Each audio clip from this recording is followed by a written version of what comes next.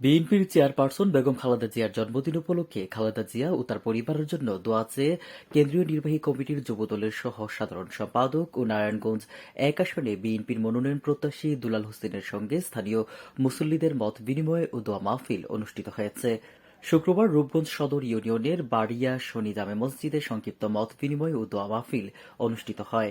এ সময় দুলাল হোসেন বলেন, বিগত ১৭ বছর স্বৈরাচারী শেখ হাসিনা সরকারের আমলে জেল, জুলুম ও অত্যাচারের শিকার হয়েছি।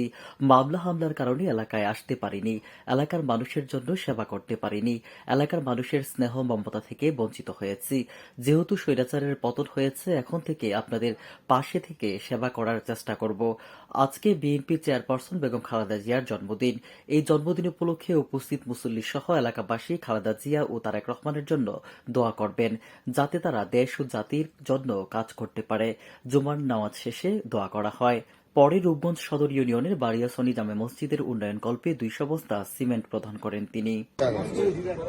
আমাদের প্রিয় নেত্রী, দেশ নেত্রী বেগম খালেদা জিয়ার ৮০তম জন্মদিন।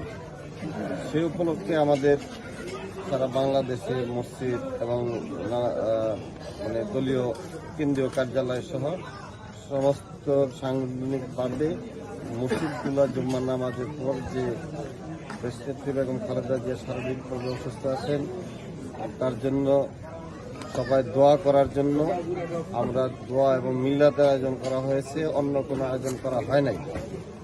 আমাদের আরাফাত রহমান কোকব, বিএনপির ভারপ্রাপ্ত চেয়ারম্যান তারেক রহমান সহ সবার জন্য দোয়া চাওয়া হয়েছে মসজিদে। কেটিভি বাংলা, বিশ্বের চোখে বাংলাদেশ।